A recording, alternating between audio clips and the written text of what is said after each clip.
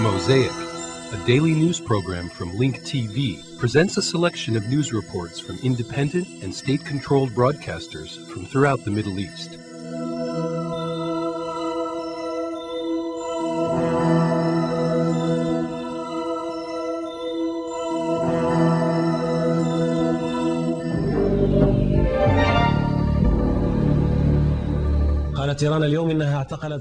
Official sources in Iran said that Tehran arrested 26 suspects for inciting violence just before the second round of elections. The Iranian President Mohammad Khatami announced that some Iranian parties have been buying votes in some poor areas.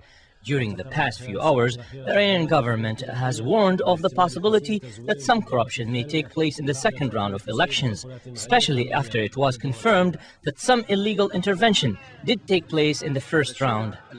The name of this street used to be Bahlawi, but after the Islamic Revolution, it was renamed Wali al-Asr Street.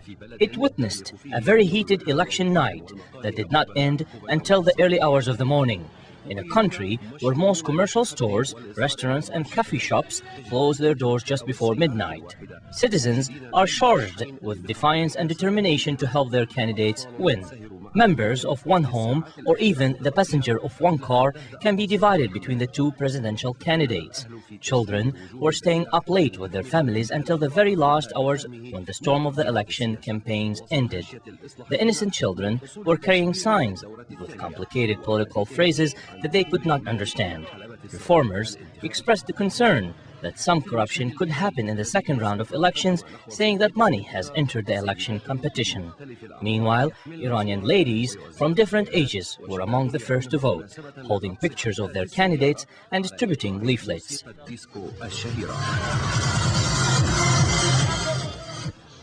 Young men use this occasion to dance even while they are in their cars, to the rhythm of the famous disco music. The police presence was not intensive, but despite this, no one lifted his hand against the other. The Iranian authority believes that this high turnout in the elections is in effect a confirmation of their legitimacy. This explains why some of the things that were allowed to take place are not allowed in normal times. Cleaning these pictures and leaflets that filled the Wali al-Asr street, which stretches more than 40 kilometers in the middle of the Iranian capital, were a big burden on the cleaning workers. This street was full of surprises and celebrations. The choices are less complicated than last week. They have narrowed down to two candidates, Hashemi Rafsanjani and Mohammad Ahmadinejad. Hashemi is a moderate who attracts the reformers, and Nejad is a conservative who attracts a lot of ordinary Iranians because he has a history of providing services to the public. One more day to count down until the second round of elections, so people can go to the voting booth where the new policy of Iran will be determined. Abdessalam Aql, Abu Dhabi Television, Tehran.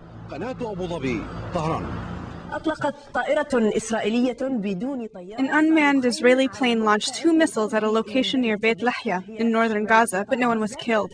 The Israeli army said that the missiles targeted a group of Palestinians that were about to launch missiles towards Israeli targets. Israel warned that it would respond harshly if the Palestinians should carry out attacks during the implementation of the withdrawal plan. The Israeli Foreign Minister Silvan Shalom said the Israeli army maintains the right to come back to the Gaza Strip if Israel is attacked after the withdrawal is implemented. Amidst these developments, the failed Palestinian-Israeli summit puts the ceasefire agreement to the test.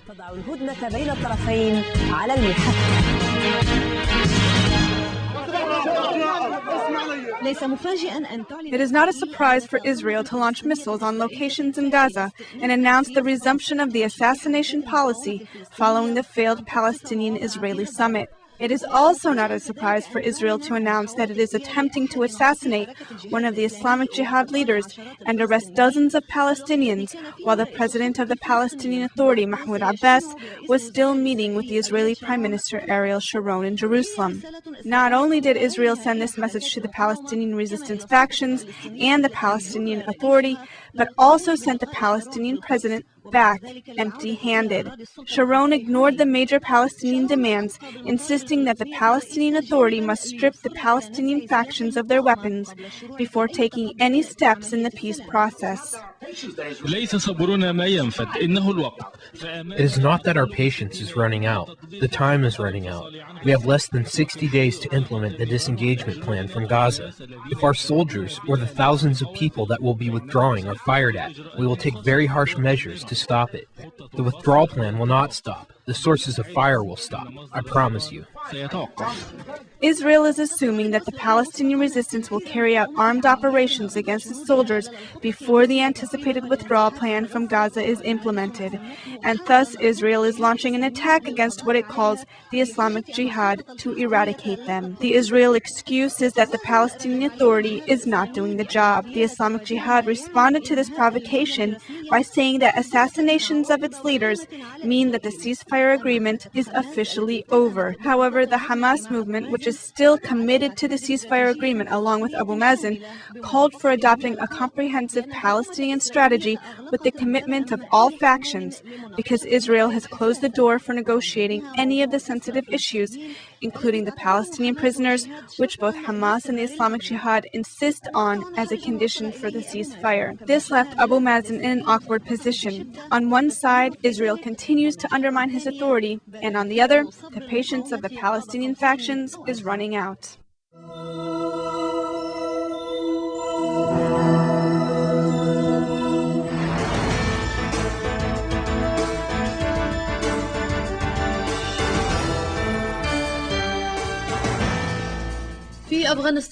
In Afghanistan, U.S. and Afghani forces that participated in joint military operations in the southeastern part of the country killed more than 100 Taliban fighters.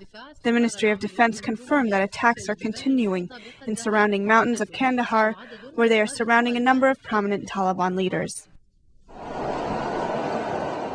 According to the language of numbers, victory goes to the Afghan and American forces in Afghanistan during the recent ongoing military operations taking place in the southeastern part of the country.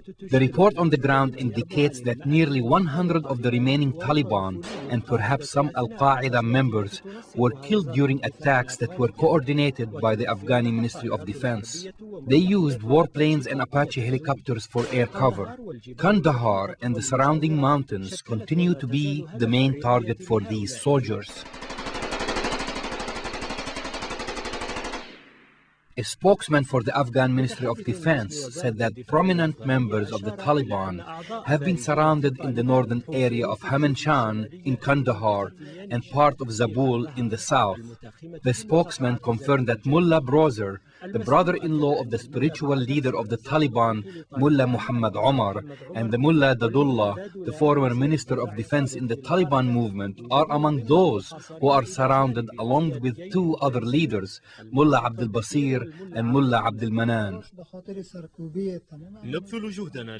We are making all efforts to fight terrorism in the country and areas where Taliban harms the security situation. The operations are continuing, and our goal is to arrest these prominent Taliban members. The Afghani forces hope to paralyze the Taliban attack machine with hope of knocking them to their knees by the month of September, the date of the legislative elections in Afghanistan. In response to the euphoria of victory felt by the Afghani and American forces and their announced goals, the spokesman of the Taliban denied the number of dead given by the Afghani Defense Ministry. Abdul Latif Hakimi said that only 7 Taliban were killed, including Muhammad Isa, one of the prominent leaders in the movement. Hakimi also claimed that 2 Taliban fighters downed a helicopter and the passengers on board were also killed. The truth is lost between these two contradictory statements. Nearly 100 people were killed, most of which were civilian women and children. More than 170 were wounded in the city of Qa'im and the surrounding areas in western Iraq during the wide-scale military operation carried out by American occupation forces with the help of Iraqi forces, aimed at rooting out armed fighters, cutting off their supplies, and the source of their finances. The operation, dubbed Arrow, created visible damage and humanitarian misery. القائم هذه المدينة التي شهدت عملية عسكرية. Qa'im, which witnessed a wide-scale operation, was transformed into a pile of rubble. According to the American occupation forces, the reason behind the operation dubbed Arrow was to expel the terrorists and cut off their source of supplies and finances. However, such operations do not distinguish between the blood of the innocent bystanders and armed fighters. The sound of tanks and planes in the city and the surrounding area did not break until the military operation stopped and the residents saw the destruction and humanitarian tragedy. Homes that used to shelter families have been transformed into rubble after this region came under violent military attack. There were also many people killed and wounded. With the relative calm that came to this area, the humanitarian situation remains harsh, and the families have begun to pick up their wounded after living difficult days under oppression. Hundreds of families reluctantly left the city to other, more secure areas to at least save their lives. Today, they return and what they see makes them cry. Where are these terrorists? Let them come and see. Let them find a single one of them in the street, dead or alive. Where are they? Come and see. Look at these destroyed houses. Why did they do that? They pulled families out of their homes so they can destroy them?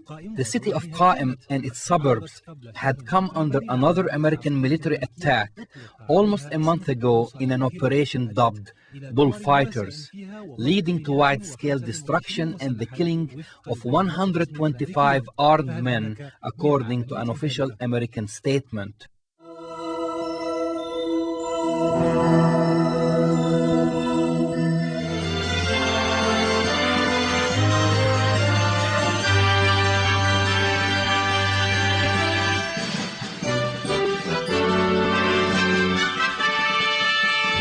The recent explosions of 3 booby-trapped cars in the heart of Baghdad martyred more than 15 citizens and injured 50 others. A police spokesman said that 3 police officers were also martyred and 2 others were injured when a suicide bomber drove his booby-trapped vehicle into their patrol unit on one of the Qarada's commercial streets. One police officer said that another booby-trapped car exploded outside one of Qarada's mosques, injuring an unknown number of people. Eyewitnesses said that at least 3 bodies were transported away from the previous 2 explosions, which happened at small proximity from one another and only a few minutes apart.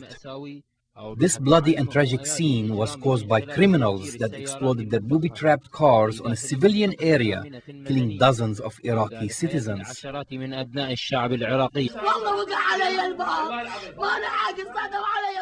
I swear to God, the door fell on me. All the people were bloody. I was forced to step over dead bodies. Look at my son. What can I say? Who will compensate me? Who will compensate me? Why are they doing this? Residents who were victimized by these attacks demanded that Arab governments take the necessary measures to tighten their control over their borders with Iraq. They believe that the ones who are carrying out these operations are not Iraqi citizens. Most of them came from abroad. We ask both Arab and Western countries, what did they do for us? Is this considered development? What did they do for us? All that we have is death and blood. We want Arab and Islamic countries to take the initiative to find a solution for what's happening in Iraq. Enough is enough. They want to control their borders, but the booby-trapped cars keep coming at us. Despite all this, we did not hear one single condemnation for what's happening. We haven't heard one single condemnation since yesterday. Why? Is our blood cheap? Are our elders unimportant? Are our families worthless? Why are they doing this? The booby-trapped cars are new phenomena in Iraq, and the only way out of this is for the Iraqi people to cooperate with Iraqi security agencies. While Iraqis are stepping towards gaining sovereignty and reconstructing Iraq, the evildoers have one aim in mind, which is to kill the innocent civilians and prevent Iraq from achieving stability. The Iraqi people still have the final say, and only with their strong will can they overcome this test. سعود الشماري العراقية بغداد.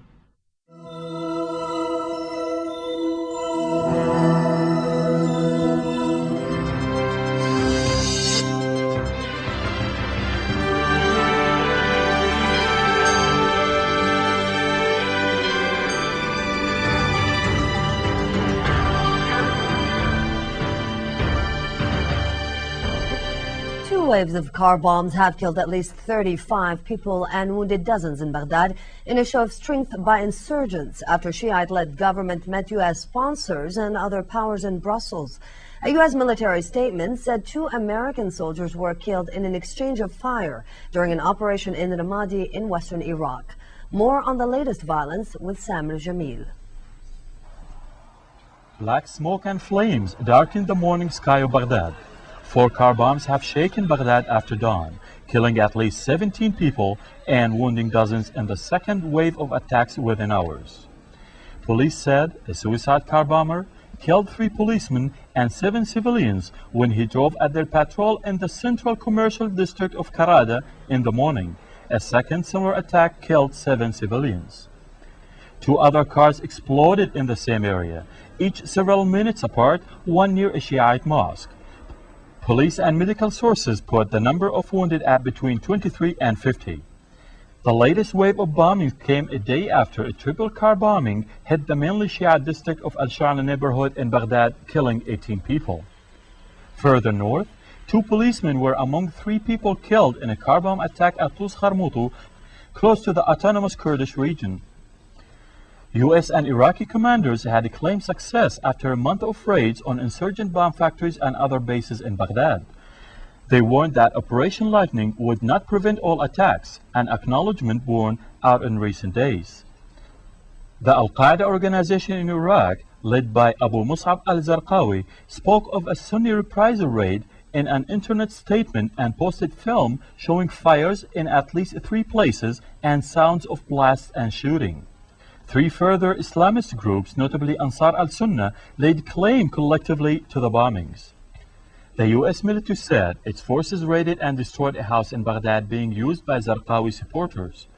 Residents of Al-Jami'a neighborhood of western Baghdad heard a first gun battle between the occupants of a house and U.S. and Iraqi forces overnight.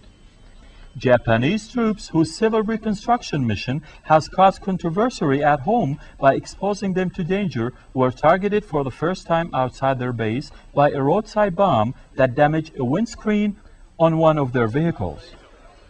In Washington, officials disclosed a CIA report saying the Iraqi insurgency may be training guerrillas who pose a greater threat to the United States than those like Osama bin Laden. A small bipartisan group of lawmakers has proposed a congressional resolution calling on the Bush administration to develop a plan by the end of this year to pull out all American troops from Iraq and to begin the withdrawal by October 1st, 2006. Some in Congress have suggested that deadlines be set. That would be a mistake. It would throw a lifeline to terrorists who in recent months have suffered significant losses and casualties, been denied havens, and suffered weakened popular support. Timing in war is never predictable. There are no guarantees. And any who say that we've lost this war or that we're losing this war are wrong. We are not. With the U.S. pressuring Syria to better monitor its borders with Iraq, Syria said it would ask Baghdad to provide evidence behind repeated U.S. accusations that Damascus is letting Arab militants cross into Iraq to fuel the insurgency there and vowed to prove it false. Major Middle East mediators have urged Israel to let Palestinians move more freely around occupied territories, as foreign ministers of the Group of 8 met with Middle East peace efforts atop on their agenda. The ministers, hosted by G8 President Britain before next month's summit in Scotland, sought to ease Israel's planned withdrawal from Gaza and included talks on Afghanistan and Iran. Wathiq Awar has the story. The world powers called on Israel to take immediate steps to facilitate movement of individuals and goods into and outside the West Bank and Gaza Strip. In a statement after their meeting in London, the Middle East Quartet underlined the urgent need for coordination and cooperation between the Palestinian and Israeli sides before Israel's planned withdrawal from Gaza. The quartet peace mediators from the United Nations, Russia, the European Union and the United States urged Israelis and Palestinians to hammer out plans for mid-August pullout of settlers from Gaza. They hoped the withdrawal would spur peace moves. The statement underscored the need for both sides to take quick decisions because of the withdrawal deadline. That sense of urgency came after an Israeli-Palestinian summit this week, which ended with the Palestinians expressing disappointment at what they saw as Israel's reluctance to compromise. U.S. Secretary of State Condoleezza Rice, Russian Foreign Minister Sergei Lavrov, UN Secretary General Kofi Annan, and EU Foreign Policy Chief Javier Solana used more direct language to spur quicker Israeli action. We've moved on a big step in recent months, because we are now focusing on some practical realities, great opportunities, but also potential difficulties as well. And the focus is on the Gaza withdrawal following the courageous decision by Prime Minister Ariel Sharon and the Israeli government to withdraw from Gaza, to ensure that that withdrawal is the first stage in the building of a viable and separate state of Palestine, living alongside a secure state of Israel. The quartet's special envoy for disengagement, James Wolfenson, who was charged with reviving the Palestinian economy after the withdrawal, presented two ideas to foreign ministers. He wants a Palestinian aid package during and directly after the pullout for jobs, houses and infrastructure. He also sought backing for a 3-year program to create state institutions. The Israelis and the Palestinians are now very much engaged on very practical aspects of the withdrawal, dealing with the crossing points to Gaza and the West Bank, the linkage between the Palestinian territories, the outside world, Israel, and the linkage between Gaza and the West Bank. They're also looking to improve mobility within the areas, and I'm very happy to say that joint activities between the Israelis and the Palestinians are now ongoing. Israel immediately responded with an assurance that it wanted to cooperate with the Palestinians and had already proposed ways of making it easier for them to move around. Palestinian Planning Minister Ghassan al-Khatib called the quartet statement fair, timely and significant. Iran and Afghanistan also figured high on the London conference. Stroh pledged that the international community would continue its commitment to the reconstruction of Afghanistan. He said it was a remarkable achievement that the country was now planning for elections in September. Stroh stressed that the elections would not mark the end of the international community's involvement in the country.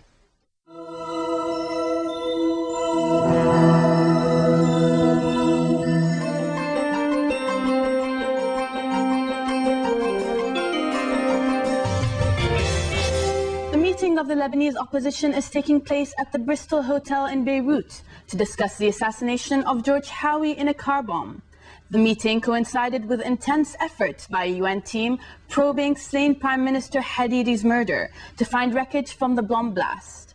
Al-Mustaqbal Daily quoted sources as saying the opposition will demand the expansion of the UN's ongoing probe to include the assassination of Howie and journalist Tassir. They are also expected to demand the resignation of President Emil Lahoud, charging him with heading an intelligence regime. Before the meeting, opposition MP Walid Jumblat urged his followers to act with reason if he is assassinated. He told his followers not to rise up as they did when his late father Kamal Jumblat was murdered in 1977, an attack that was blamed widely on Syria. Kinda Al-Shad has the story. Withdrew its troops in April.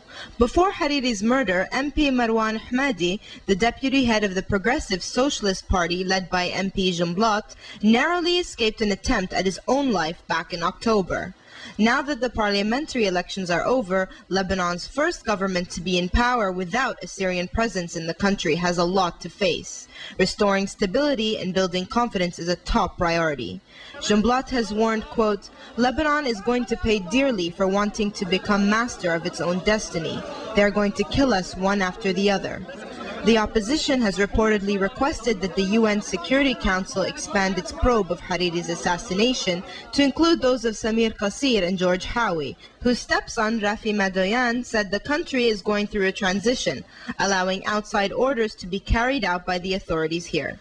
The opposition is calling for a high turnout for Howie's funeral tomorrow, as well as a general strike. The violence comes immediately after the legislative elections that were praised by the international community as transparent efficient and successful. Next Tuesday, the new parliament will hold its first session, where it will have to elect a new speaker, followed by the appointment of a new government.